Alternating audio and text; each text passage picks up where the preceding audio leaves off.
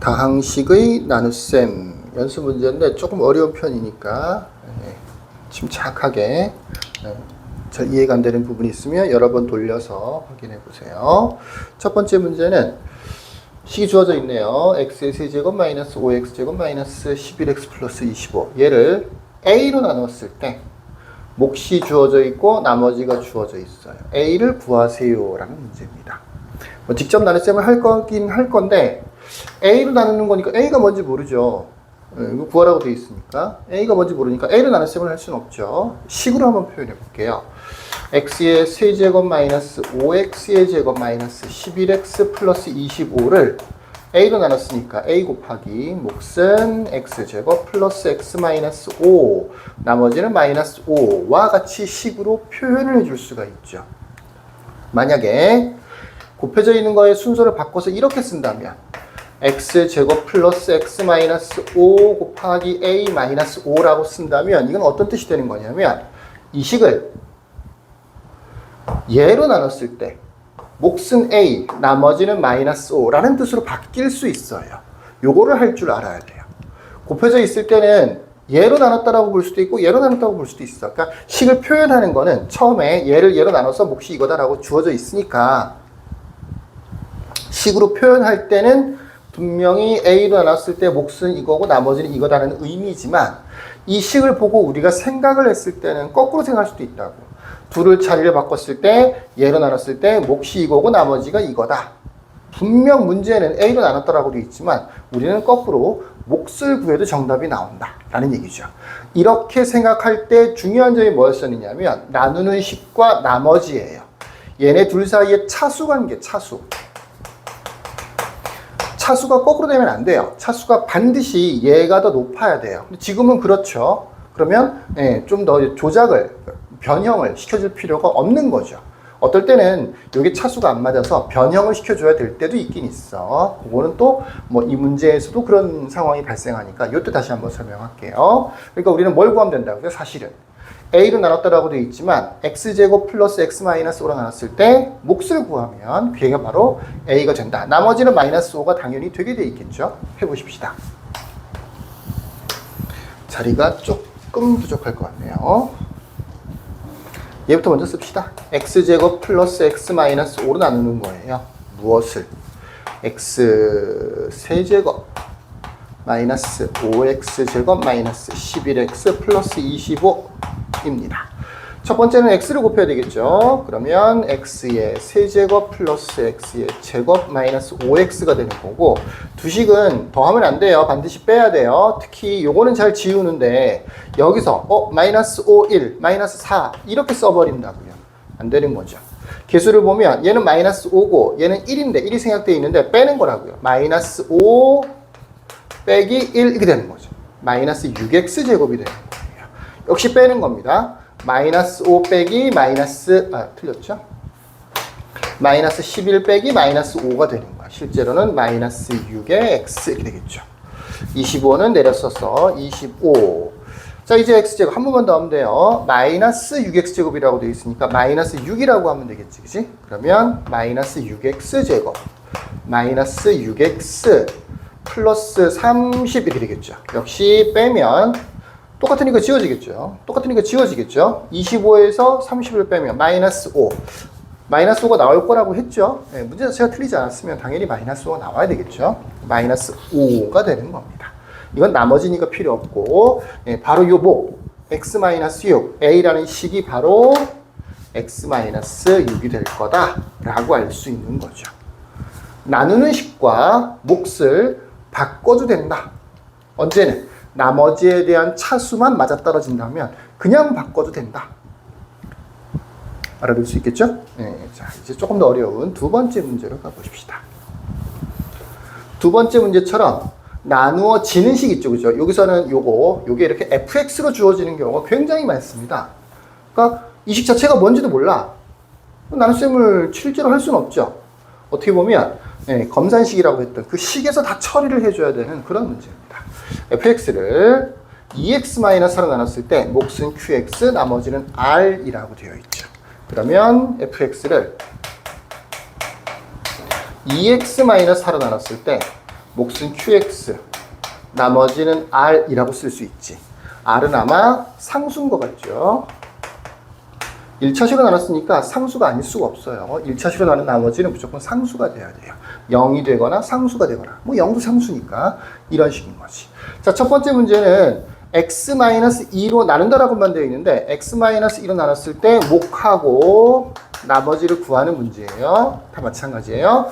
xfx를 x-1로 나눴을 때 목과 나머지를 구하는 문제예요. 자리가 없어서 목과 나머지를 구하세요 라는 말을 못 썼어.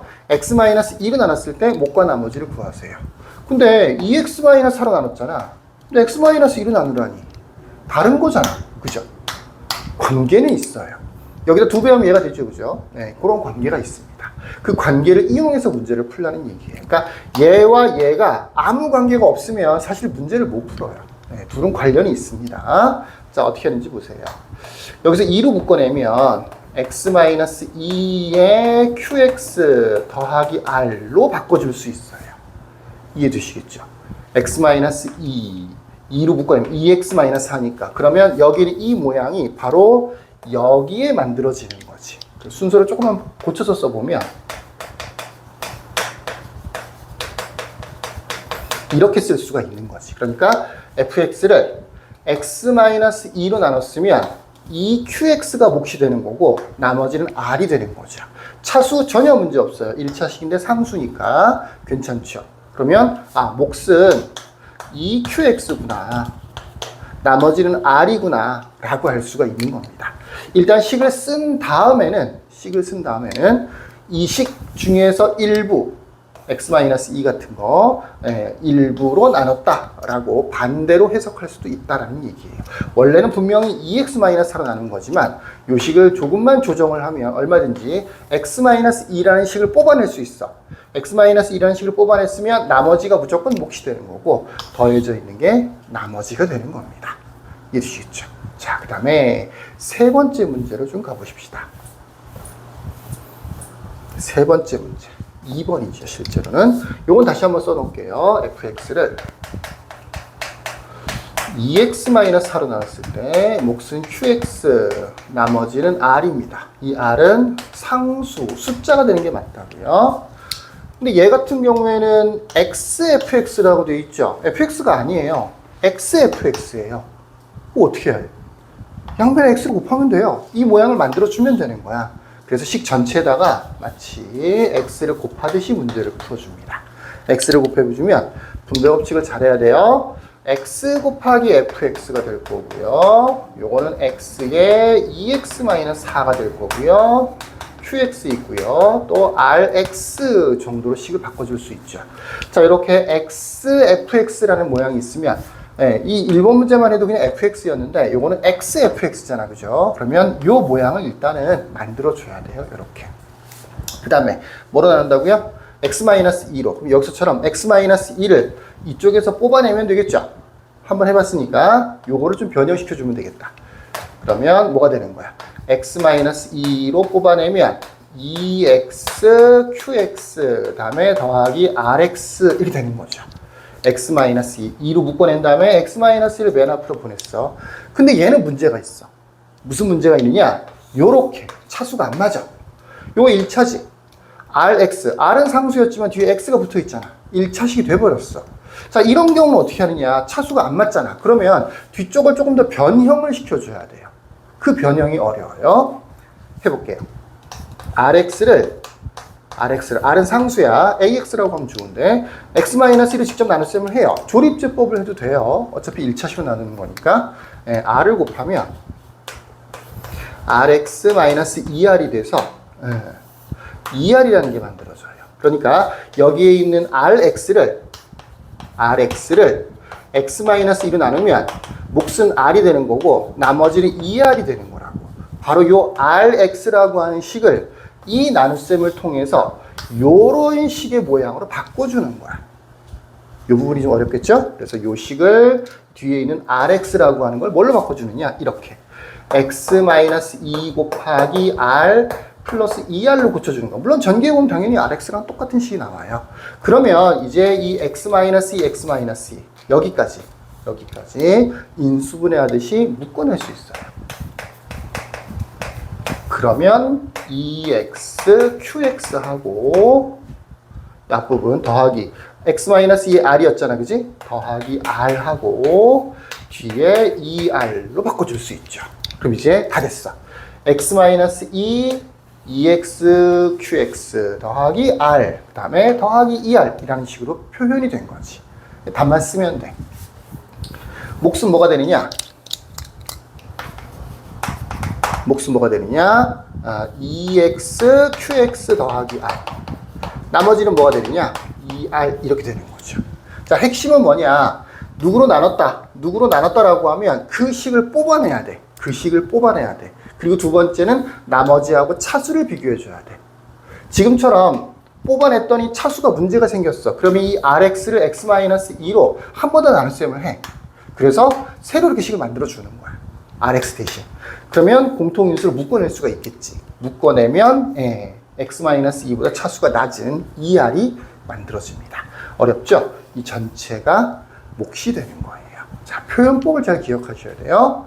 어떤 모양이든지 간에 뽑아낼 수가 있어요.